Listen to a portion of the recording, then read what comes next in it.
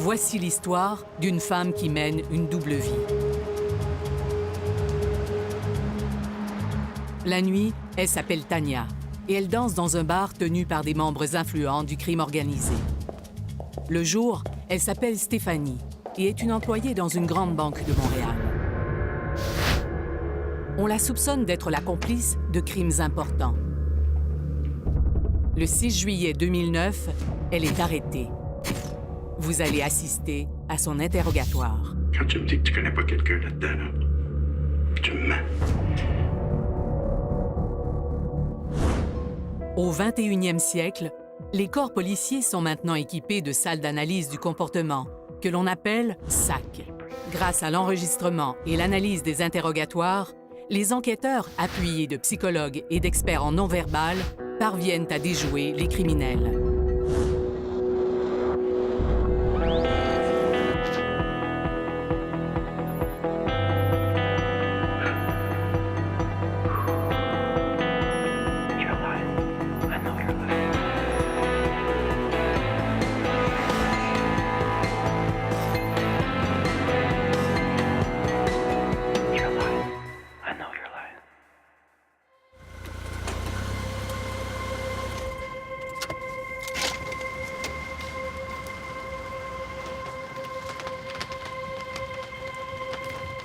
Stéphanie est une mère de famille monoparentale apparemment sans histoire, mais qui a de la difficulté à joindre les deux bouts.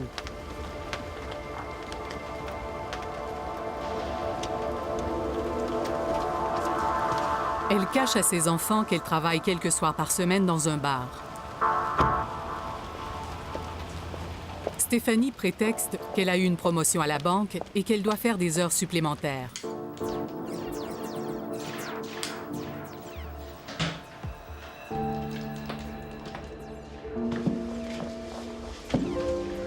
Salut. Vous êtes pas encore couché? Non. Non. Il est tard, là. Pas de mon petit frère, petite sœur qui est encore debout. Yeah. On va se coucher. C'est bon?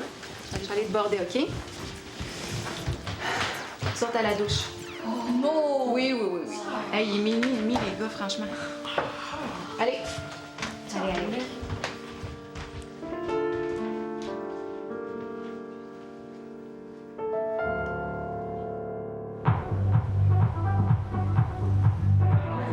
Stéphanie se pense plus forte qu'elle ne l'est réellement et se croit au-dessus de tout soupçon. Allô? Ça va? Bien, toi? Bien. Oui? Cool. Tu danses ce soir? Ben oui, probablement. Je sais pas trop. Qu'est-ce que tu bois? Ah, c'est un nouveau drink. C'est vraiment cool. Ben oui, maison. Tellement. Nice, hein? Salut. Salut. Ouais, toi?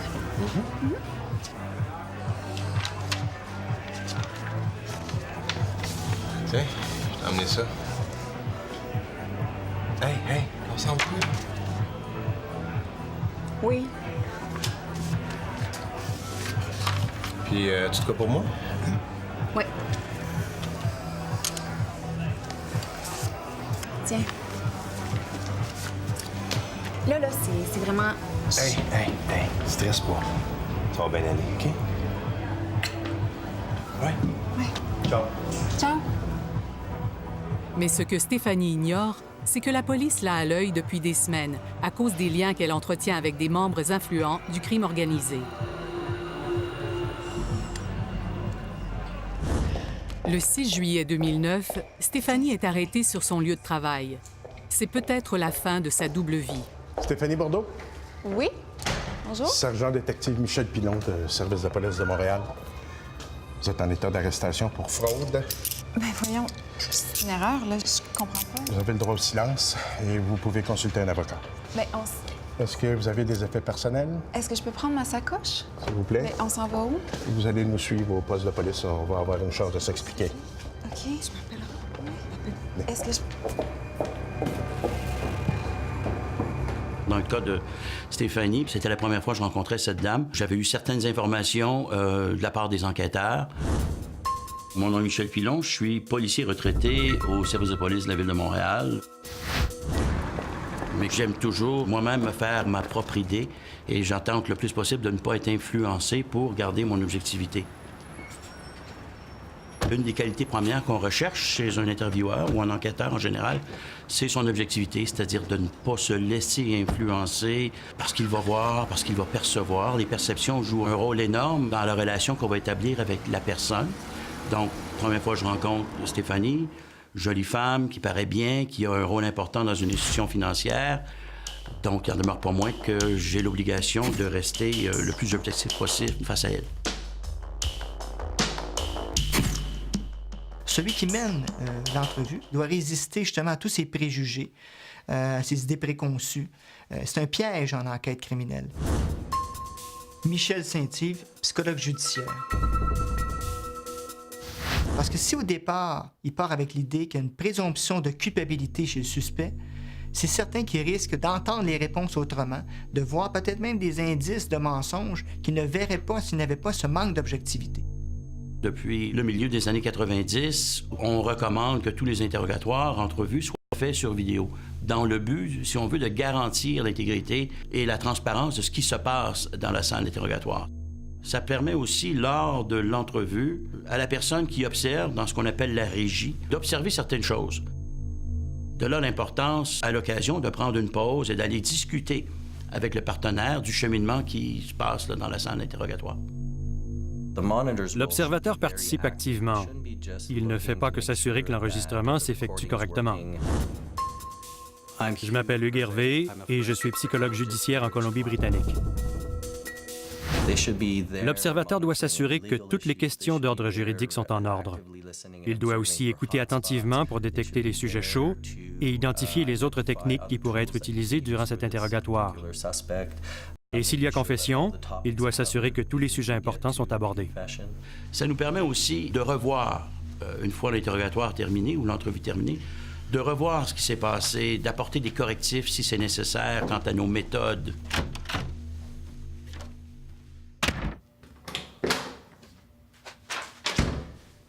Bon.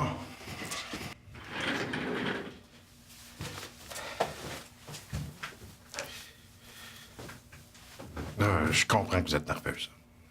C'est pas une petite arrestation, là. On parle pas d'un vol de carte de roue. Mon avocat me dit de pas répondre. Ah. Si vous voulez pas répondre, on peut se tutoyer. Bien. Nous, il n'y a rien qui nous empêche de te parler.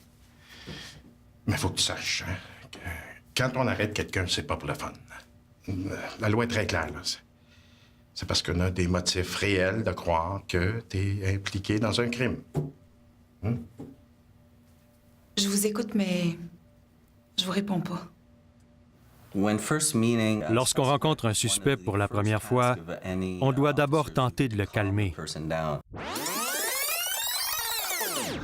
Je comprends que vous êtes nerveuse. C'est pas une petite arrestation. Parfois, on hésite à parler de ce qui se passe. Mais en parler et rendre les émotions réelles aide à diminuer l'ampleur de ces émotions. L'enquêteur indique au suspect qu'il le comprend, et cette approche permet d'établir un bon rapport. C'est ce qui fait en sorte que le suspect s'habitue le plus rapidement possible au contexte de l'interrogatoire, et ça nous permet aussi de comprendre son comportement de base. On adopte notre comportement de base lorsqu'on a une discussion ordinaire et qu'on dit la vérité. En fait, ce sont nos comportements verbaux et non-verbaux habituels. Tant qu'un individu est à l'aise, qu'il n'a pas de menace et de stress, sa gestuelle est ample. Il fait de grands mouvements, il marche, il parle. Je m'appelle Jean-Pierre Vérage. J'ai fondé l'analyse morphogestuelle, qui est une méthode d'analyse du comportement observable. Dès que la tension commence, la personne se referme comme un hérisson et elle va passer du geste au micro-geste. Son espace gestuel va se réduire. Nous avons cette femme qui est tendue, bras et jambes croisés et regard attentif. La tension est générale, elle attend le coup et évidemment rien ne s'échappe. L'enquêteur sait qu'il vient de toucher un sujet chaud quand le comportement de base change. On peut voir qu'un sujet est chaud pour un suspect lorsque quelque chose de différent se produit, comme par exemple un changement dans le débit de la parole ou l'apparition de nouvelles expressions faciales. On ne sait pas pourquoi ce changement se produit, mais on sait qu'il est important puisqu'il y a toujours une cause sous-jacente. L'essentiel pour repérer les sujets chauds, c'est d'écouter attentivement et d'observer. Une fois qu'ils sont identifiés, il faut tenter d'en comprendre le sens sans sauter aux conclusions. Et si on remarque un changement majeur, alors on mène l'enquête sur sa signification. Dans le genre de double vie qu'elle mène, Stéphanie n'a pas d'autre choix que de mettre des masques et de s'adapter aux différents univers qu'elle côtoie. Ah, merci, j'essaie ça. OK, merci. Dans le jargon policier, Stéphanie est ce qu'on appelle une femme poker face. Si Stéphanie est pleinement consciente et complice des crimes qui lui sont reprochés, elle doit vivre dans le déni pour réussir à continuer sa vie de famille et performer à la banque.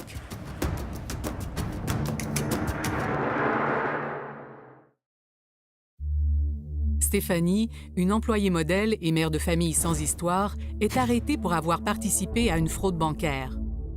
L'enquêteur Michel Pilon explore toutes les pistes afin de découvrir si Stéphanie est coupable ou victime. L'importance, dans le cadre d'un interrogatoire, d'une entrevue avec une personne, c'est de prendre le temps à la connaître en parlant de choses et d'autres pour voir comment son non-verbal, à lui ou à elle, se situe. Dans ce début d'entretien, ce sont les changements de posture qui vont dire ce qui se passe. Tant qu'elle n'aura pas fait une modification de son comportement, on saura que ça n'a pas commencé. Elle tient toujours son sac à main devant elle, sur son abdomen. C'est intéressant puisque certaines personnes le déposeraient simplement sur le plancher ou la table. Elle le garde peut-être pour se réconforter. La sacoche va jouer un rôle, elle va devenir sa doudou, si on veut, sa couverte de sécurité, son armure, parce qu'on va voir au fur et à mesure, le rôle, l'impact qu'elle va jouer, qu'elle va la serrer, qu'elle va le tenir. Ça lui donne un genre de réconfort d'avoir quelque chose qui lui appartient. Alors que concrètement, j'aurais dû lui demander, au tout début de notre entrevue, de mettre la sacoche sur un coin de table de façon à ce que ça ne devienne pas exactement ce que c'est devenu. T'écoutes ce qu'on a à dire, t'es une bonne femme logique, travaille dans une banque. Moi, le problème que j'ai, c'est qu'il y a des gens dans le milieu bancaire qui me parlent de toi. C'est pas une petite fraude à 2 piastres, ça. Ni 2000. C'est une fraude de 379 000 $. On essaie de comprendre pourquoi c'est Stéphanie qui est assise ici plutôt que Joe Blow. Si tu l'as fait, tu le sais, toi, Stéphanie. Non, je l'ai pas faite. Arrêtez de me le dire. J'ai pas fini. On va pas essayer de te chicaner. Hein? Je vais refaire ça. Si tu l'as pas fait, tu le sais que tu l'as pas fait. Mais si tu l'as fait, tu le sais aussi. Hein? Quand elle a dit « non, je ne l'ai pas fait », elle a haussé les épaules légèrement. Non, je l'ai pas faite. Arrêtez de me le dire. En Amérique du Nord, quand on hausse les épaules, ça signifie qu'on n'est pas confiant, qu'on ne sait pas. Si on affirme quelque chose avec confiance, on ne hausse pas les épaules parce que c'est contradictoire. Le mouvement de son épaule d'un seul côté laisse entendre que son non n'est pas un non catégorique. Il pourrait signifier autre chose. Mais c'est intéressant de le noter.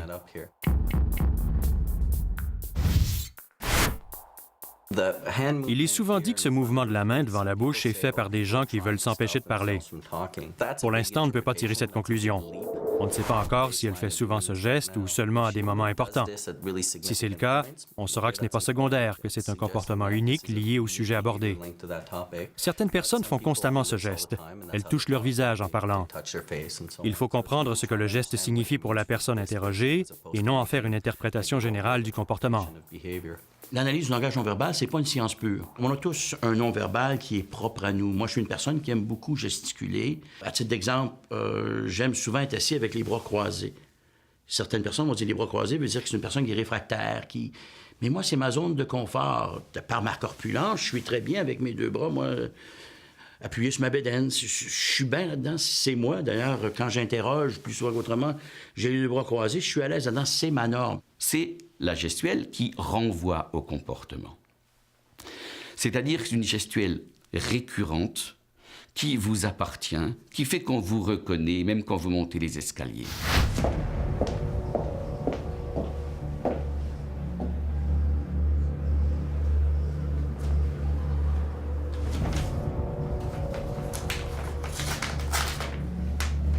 y a des gens qui me disent que le papier que je te montre ici, là, tu savais que c'était un faux papier avec une fausse signature puis que tu l'as quand même fait traiter à la banque.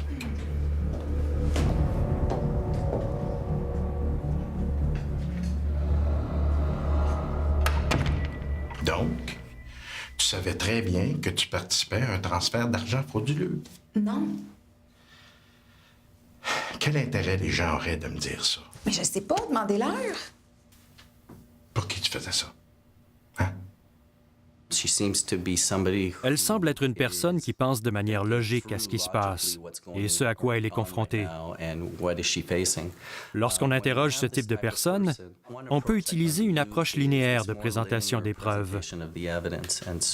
L'enquêteur présente le cas graduellement en disant que certaines personnes la suspectent, puis il ajoute des preuves de plus en plus précises.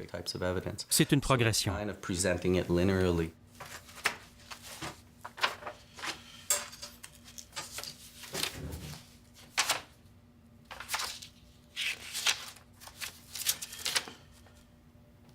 Moi, il y a une affaire bien plus fatigante que des cancans puis des candidatons. Il y a des gens qui me disent que tu connais très bien une personne là-dedans. Une personne à qui tu as des contacts. J'ai montré à Stéphanie une feuille sur laquelle on retrouve des photos, ce qu'on appelle, nous, communément, un line-up photo ou une parade d'identification. Sur cette feuille-là, il y a 6 sujets qui se ressemblent. Et un des sujets est l'individu principal qui est en relation avec Stéphanie. La raison de lui montrer ça, c'est dans le but de provoquer chez elle une réaction. Il y a des gens qui me disent que tu connais très bien une personne là-dedans. Elle a reculé. Et ce mouvement vers l'arrière pourrait signifier plusieurs choses, parce qu'on ne connaît pas encore son comportement de base. A-t-elle peur? Est-ce qu'elle souhaite ne pas répondre à la question parce qu'elle reconnaît quelqu'un? Ou a-t-elle simplement une mauvaise vue? Il y a quelqu'un là-dedans que tu connais bien. Ça, je le sais. Tu le sais. Alors, on est sérieux, là. C'est pas une partie de pêche, là. Je sais que vous êtes sérieux, je connais pas personne. Tu connais pas personne? Non. Il existe plusieurs mythes qui sont associés au mensonge et peut-être un des comportements sur lesquels les gens se basent le plus et qui n'est pas un comportement significatif, c'est le regard fuyant. Alors on dit, ah tiens, il a fui le regard, il y a un malaise, ah, il a menti. Alors que le contraire, au fond, c'est un regard fixe qui est plus intéressant. Une personne qui ment a plus de chances de faire un regard fixe, de regarder la personne dans les yeux, bien souvent en oubliant même de cligner des yeux. Et ça, c'est occasionné par une surcharge cognitive. La surcharge cognitive, c'est tout simplement l'anxiété et le fait que mentir, c'est quelque chose de très, très complexe. Et les gens, quand ils mentent, toute cette énergie qui est mise au niveau cognitif fait en sorte que les gens vont oublier leur corps complètement. Ça va même créer chez certaines personnes ce qu'on appelle le corps figé, comme le regard. Donc, c'est pas le regard fuyant qui est intéressant, mais beaucoup plus le regard fixe. Que je n'ai jamais touché à de l'EPO de ma vie. Bon, là, je dois faire un téléphone pour vérifier quelque chose. Est-ce que je peux aller aux toilettes? Oui, suis-moi. Le fait de prendre une pause apporte plusieurs avantages. On peut entre autres observer le comportement du suspect dans la salle d'interrogatoire et voir comment il se comporte lorsqu'il est seul. Le fait qu'on voit l'appareil d'identification sur la table, c'est voulu. Lorsqu'elle reviendra en salle d'interrogatoire, je veux observer dans la régie comment elle va réagir. Est-ce qu'elle va la regarder? Est-ce qu'elle va manifester de façon non verbale certaines réactions?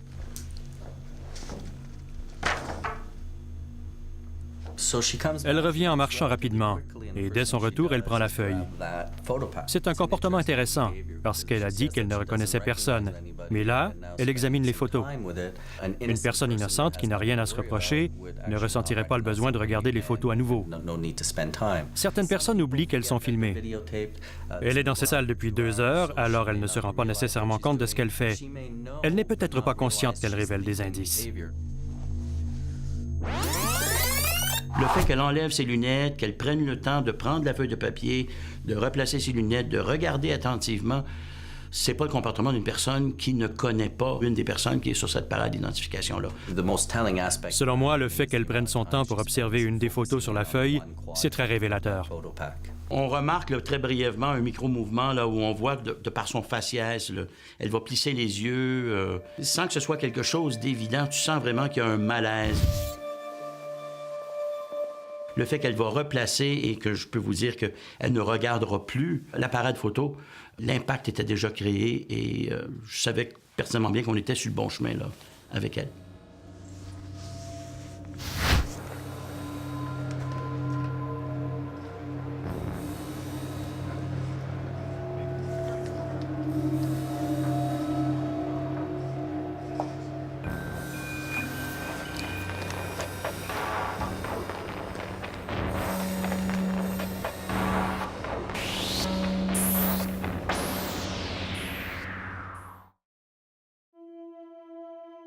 Stéphanie, suspectée de fraude, est en salle d'interrogatoire.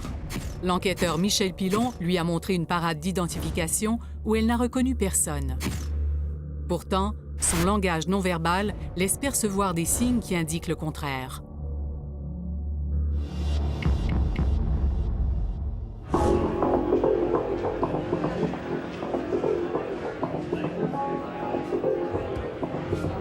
Salut. Salut. Ça va? Oui, toi? Ouais, t'as-tu quelque chose pour moi? Oui. Mais pas ici. On va-tu dehors? OK.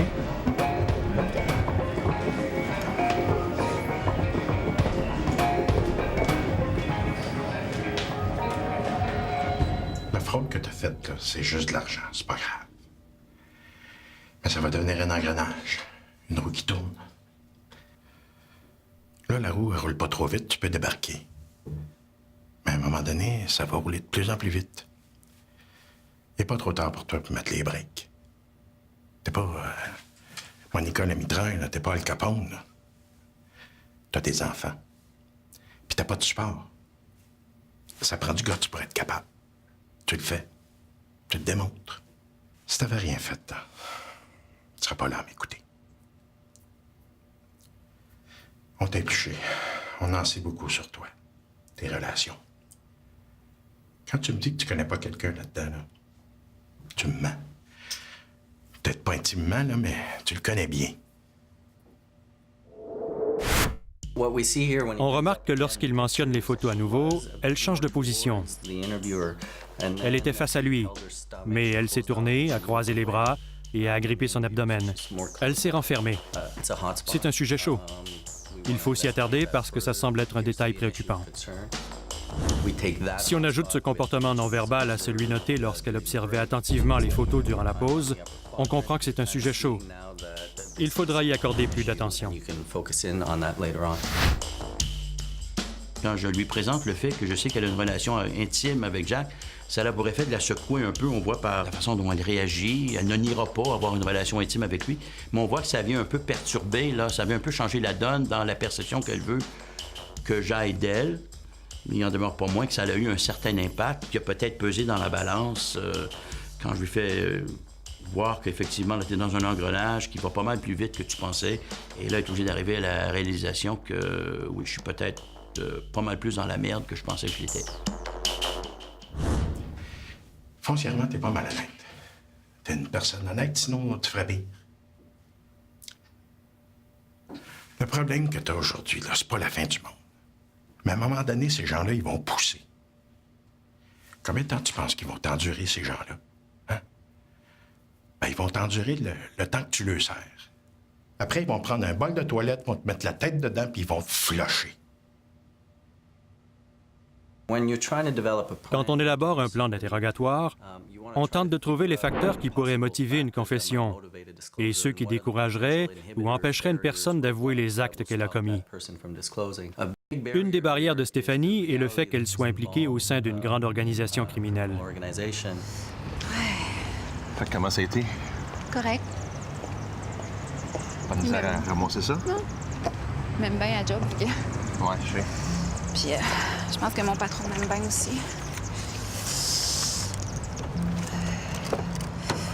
Ouais. T'as-tu?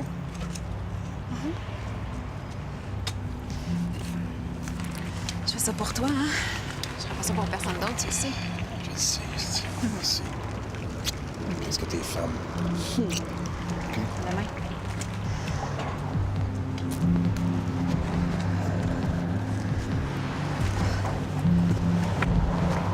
Les enjeux sont un élément très, très important. C'est-à-dire, plus les enjeux sont importants pour la personne, plus ça va légitimer le mensonge. N'importe qui, ou la plupart des gens, pourraient mentir facilement pour sauver la vie de leurs enfants sans même ressentir de culpabilité ou avoir cette peur d'être démasqué. Elle travaille dans une institution bancaire, elle a un bon poste. Oui, on sait pertinemment bien, d'ailleurs, elle ne le cache pas, que le soir, elle a une vie assez mouvementée, un peu jet-set, qu'elle fréquente les bars, qu'elle aime bien ce genre d'activité-là. Mais on la ramène toujours, et elle se ramène d'ailleurs elle-même toujours à l'importance que ses 4 enfants ont pour elle. On est capable de sentir qu'effectivement, elle aime bien revenir à la réalité que oui, je suis une mère de famille, j'ai 4 enfants, et le sérieux de la tâche. T'as 4 enfants. Tu peux pas les laisser. Tes enfants, ils ont besoin de leur maman. Je me reconnais en toi. Moi aussi, je suis monoparental. Ils ont été ados. Là, j'ai pas de cheveux blancs, parce que j'ai plus de cheveux, là, mais c'est pas facile. En plus, ça coûte cher, les ados. Ton petit salaire.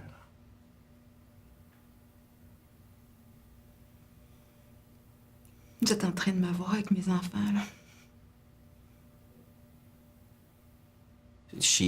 Elle a inspiré longuement avant de dire « Vous êtes en train de m'avoir avec mes enfants ». Ça montre que le sujet est important. Vous êtes en train de m'avoir avec mes enfants, là. L'enquêteur doit procéder prudemment, parce que sa façon de répondre pourrait la dissuader de parler, ou au contraire, la motiver.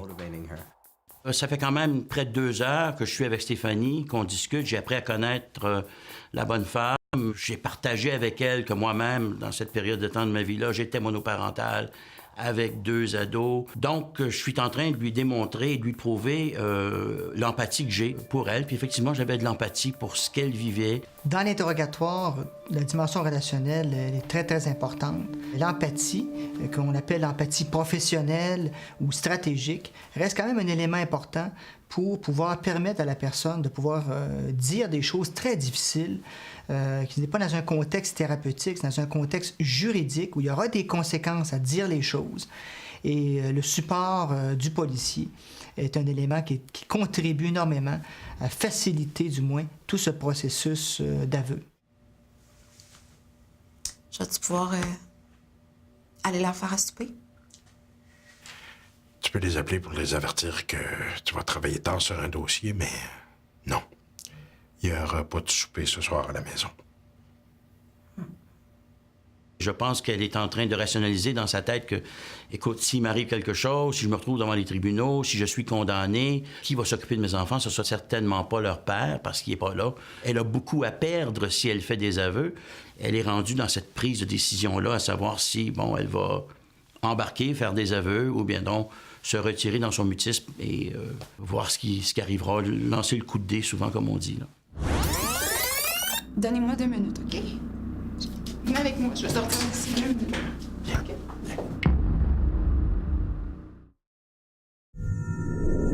Stéphanie nie toute implication dans une fraude bancaire commandée par un groupe criminalisé. Après plus de 4 heures d'interrogatoire, l'enquêteur Pilon n'a pas encore réussi à obtenir des aveux. Mais les réactions physiques de Stéphanie lui montrent qu'elle est peut-être sur le point de craquer.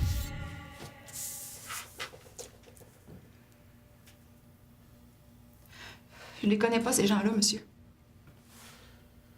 Vous avez des vieilles photos, quelque chose que je peux pas reconnaître, là. Ce que je savais concernant Stéphanie, c'est qu'effectivement, il y avait le dossier qui était parallèle par la section spécialisée, qui travaillait des gens fortement criminalisés, et qu'à l'intérieur de leurs enquêtes, ils avaient un projet de filature. Ce qu'on apprenait, c'est que Stéphanie fréquentait le Jack en question pour se retrouver souvent dans les endroits huppés de Montréal, se faire payer des soupers, la traite, qui semblait plaire beaucoup à Stéphanie. Certaines études américaines ont démontré que les gens mentent en moyenne 2 fois par jour. Donc, c'est toutes sortes de mensonges, bien entendu, des petits comme des plus gros mensonges. Il n'y a pas de différence au niveau de la fréquence entre les hommes et les femmes. Les hommes sont généralement plus à l'aise à mentir que les femmes, et les mensonges chez les hommes sont plus des mensonges égocentriques, c'est-à-dire des mensonges plus orientés envers eux, par exemple des exagérations. Chez les femmes, ce sera beaucoup plus des mensonges dits altruistes, c'est-à-dire des mensonges pour faire bien souvent plaisir. Je donnerais par exemple c'est beau tes cheveux, c'est beau ta robe. Je ne les connais pas, ces gens-là, monsieur. Personne ne réagit comme Pinocchio face aux mensonges. Il n'y a aucun signe révélateur de mensonge commun à tous les humains. C'est logique. Si on ne pouvait pas mentir du tout, les gens seraient constamment en train de se disputer. Il n'y a aucun geste révélateur commun à tous, et certains comportements qui sont parfois associés au mensonge peuvent aussi être liés à l'angoisse ou à l'agacement provoqué par autre chose. Je veux pas qu'on sorte de toi comme un pion. Tu mérites pas ça. Pense à tes enfants. Hein?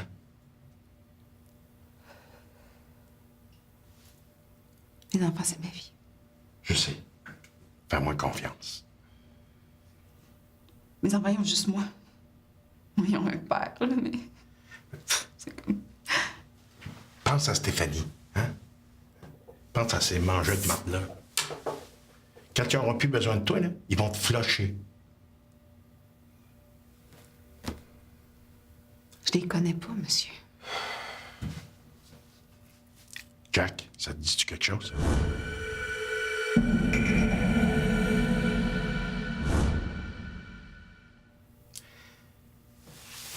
La roue peut-tu arrêter de tourner? Puis on arrête l'engrenage. Je suis une personne qui aime beaucoup toucher et ça se reflète souvent dans les interrogatoires. Mais il faut faire quand même attention avec le toucher. C'est plus facile, si on veut, de toucher un homme dans le sens que si on veut intensifier un message, je donne par exemple, de dire à quelqu'un « Ah, t'as fait une belle job aujourd'hui », oui, c'est bien perçu, mais de dire à quelqu'un « T'as fait une belle job aujourd'hui » avec une tape dans le dos, bien, ça intensifie le message qu'on veut passer. Généralement, le toucher a comme propriété de faire monter l'émotion. Donc, ça va permettre à la personne de pouvoir se libérer de son émotion.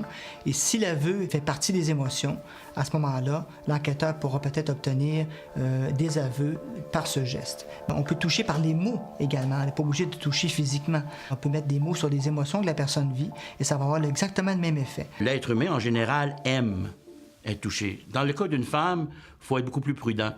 Mais ça fait quand même, Stéphanie et moi, plus de 2 heures qu'on est ensemble. On a des affinités, elle et moi, et on voit qu'il y a comme un genre de complicité qui s'est instauré.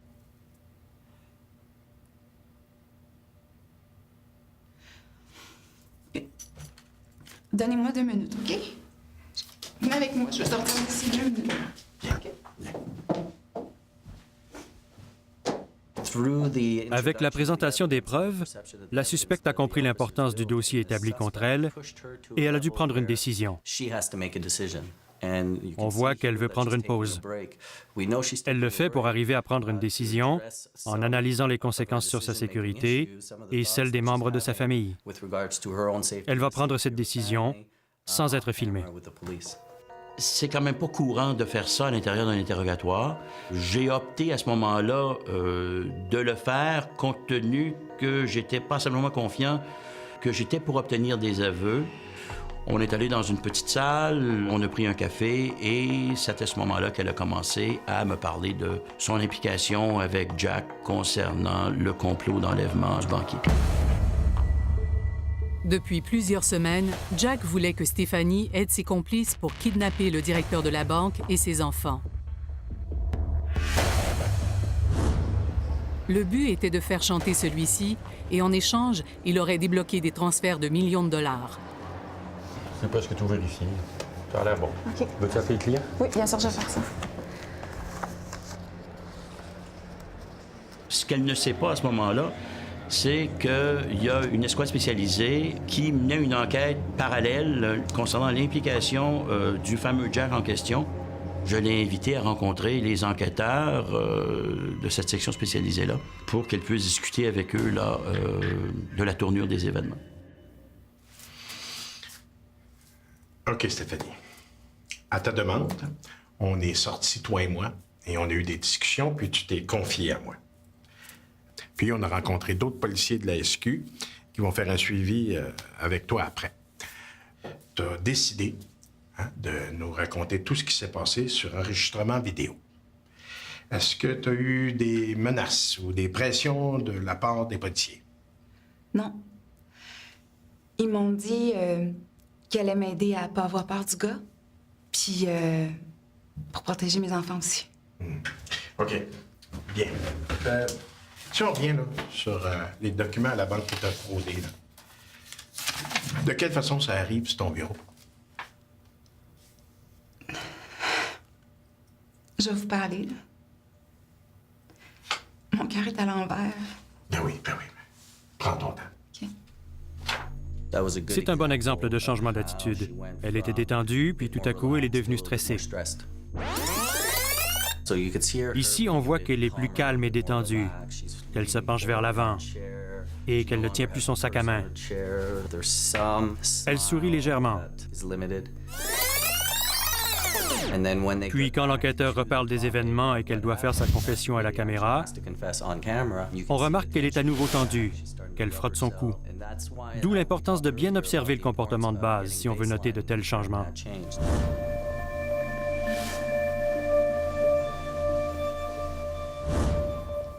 C'est une fille, Jessica, une ancienne de la banque qui est devenue danseuse nue, qui m'a présenté un gars, Jack.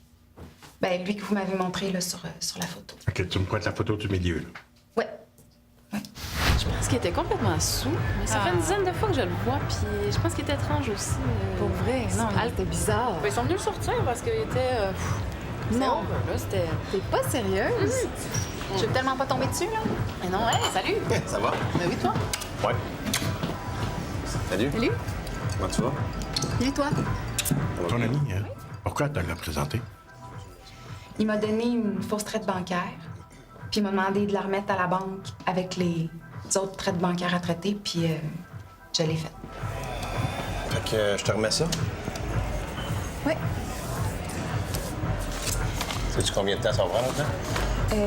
Je sais pas, des fois ça prend 2 ou 3 semaines. Je vais essayer de m'arranger pour que ça se fasse vite. Tu peux me faire confiance?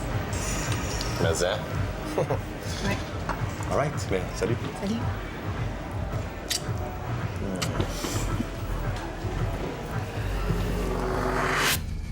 Puis là, j'ai eu le faux papier sur mon bureau. Je l'ai traité avec les autres pour que l'argent soit transféré. Puis ça a bugué. Oui. Oui, tout ça ici. Merci. Bienvenue. Mais là, Jack, il s'est mis à m'appeler tout le temps. Il pensait que le transfert se ferait automatiquement, ça se ferait tout de suite. Mais moi, il n'y a rien que je pouvais faire. C'est pas évident, hein? Non, c'est correct. Je vais m'arranger. OK.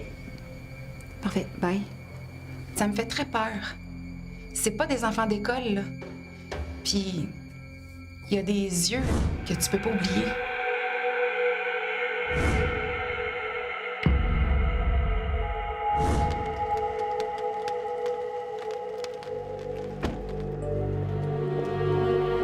J'avais peur. Fait que je me suis mis à essayer de gagner du temps. Depuis 3 mois que j'y tirais, parce que... Il me demandait de faire... il voulait me faire faire d'autres affaires bien différentes.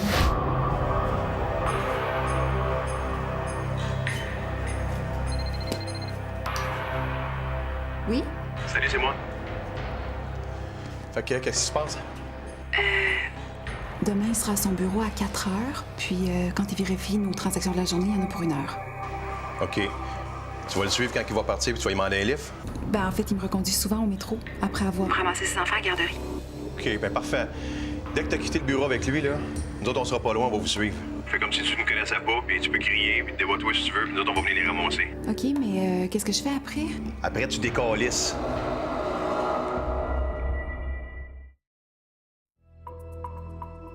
L'enquêteur Michel Pilon a finalement obtenu les aveux de Stéphanie pour les détournements de fonds de la banque, mais elle doit maintenant faire face à une accusation beaucoup plus grave.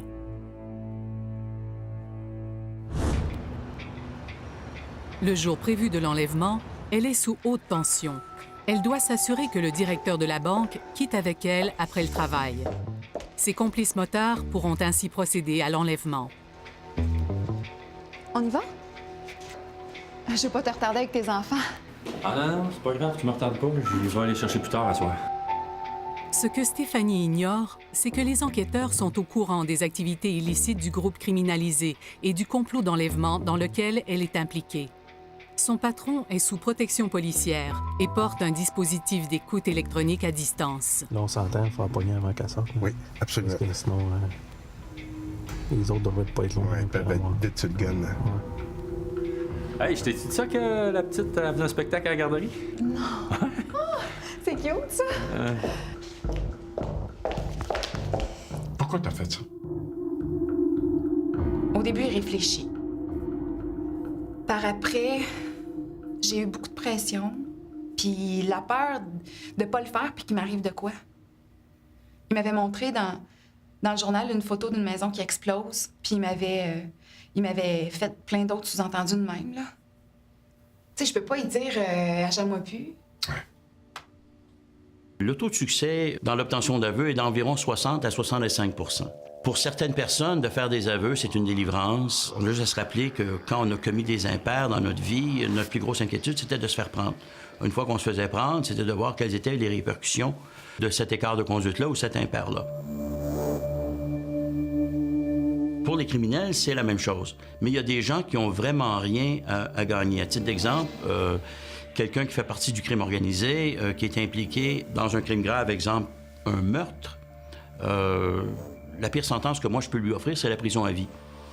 Alors que s'il fait des aveux et qui implique ses comparses, bien, la pire sentence qu'eux peuvent lui donner, c'est de lui enlever la vie. Hey, je t'ai dit ça que la petite faisait un spectacle à la garderie? Oui, OK. C'est cute, ça.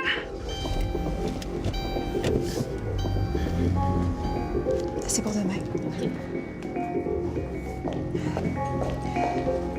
Stéphanie Bordeaux? Bonjour. Sergent détective Michel Pilon du service de police de Montréal. Vous êtes en état d'arrestation pour fraude et tentative d'enlèvement du directeur de la banque Pierre Tremblay de ses 2 enfants. Voyons, c'est une erreur, là, je veux Vous dire... pouvez garder le silence et vous pouvez consulter un avocat. Là, la SQ va t'aider pour le reste que tu nous as raconté. Et là, le gars, Jack, s'il vient savoir que je suis pas au travail demain, là, moi, j'ai peur. Tu sais, si je sors d'ici, ils vont me retrouver. La SQ va t'aider à faire face à ça.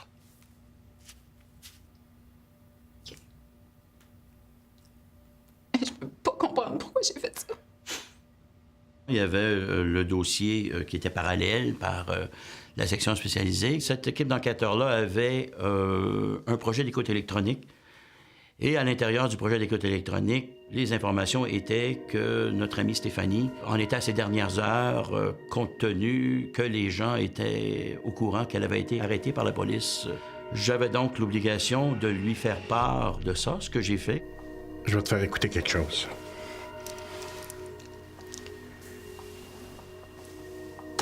Ouais, mais une fois qu'on a fini la patente, là, puis que le cash est là, qu'est-ce qu'on fait que t'habites de la banque? On s'arrange pour que ça ferme pour de bon. Quand elle a réalisé dans l'engrenage dans lequel elle était vraiment pris, et quand je lui faisais part de l'analogie, on lui disait, regarde, qu'ils n'auront plus besoin de toi, ils vont te flusher. Et quand elle a réalisé que cette journée-là, elle était pour se faire flusher, ben à ce moment-là, elle a eu une décision à prendre et dans mon livre, moi, elle a pris la meilleure, c'était de passer aux aveux et de voir de quelle façon elle pouvait s'en tirer. Je suis quand même une bonne personne. Je sais. Tu t'es fait embarquer. Mais là, t'as fait le choix de débarquer. Hein? Puis je suis convaincu que t'as fait le bon choix. Oui. Oui. Vous pensez ça? C'est certain. Hein? Viens. Viens.